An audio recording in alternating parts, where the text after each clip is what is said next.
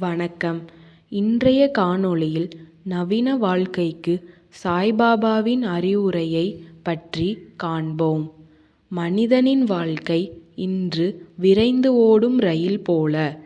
ஒவ்வொரு நிலையிலும் கவலை, பயம், சந்தேகம் நிறைந்து நிற்கின்றன.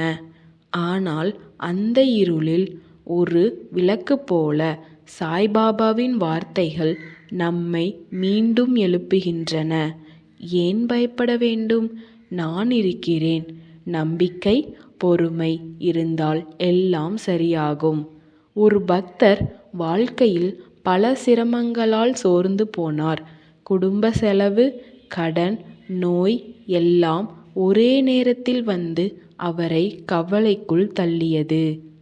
அவர் பாபாவிடம் சென்று அழுதபோது பாபா சொன்னார், உன் சுமையை என்னிடம் கொடு. ஏன் பயப்பட வேண்டும்? நான் இருக்கிறேன். நீ செய்ய வேண்டியது ஒன்றே, நம்பிக்கையும் பொறுமையும். இன்றும் நாமும் அதே நிலைமையில்தான் இருக்கிறோம். சம்பளம் கைக்கு கிடைக்கும் முன்பே இஎம்ஐ, கடன் செலவுகள் வந்து காத்திருக்கின்றன. குழந்தைகள் படிப்பு, வேலை பற்றிய எதிர்கால கவலை. சின்ன உடல் பாதிப்பு வந்தாலும் பெரிய நோயா என்ற பயம். கணவன் மனைவி சண்டை போன்ற உறவு பிரச்சனை. வேலை நிச்சயமில்லாமல் போகுமோ என்ற அச்சம். இந்த பயமும் கவலையும் பிரச்சனையை தீர்க்காது, மாறாக அதை இன்னும் பெரிதாக்கும்.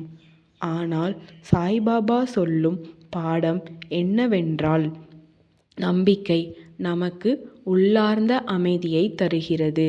பொறுமை சரியான நேரத்தில் நமக்கு தீர்வை கொடுத்து வெற்றியில் கொண்டு சேர்க்கும். எப்பொழுதெல்லாம் உங்களுக்கு வாழ்க்கை சுமையாக தோன்றினால் சாய்பாபாவின் வார்த்தையை மனதில் நிறுத்துங்கள். ஏன் பயப்பட வேண்டும்? நான் இருக்கிறேன். நம்பிக்கை உங்களுக்கு துணையாக இருக்கும். பொறுமை உங்களை வெற்றிக்கு கொண்டு சேர்க்கும். ஓம் சாய்ராம். நன்றி. இன்னொரு காணொளியில் சந்திப்போம்.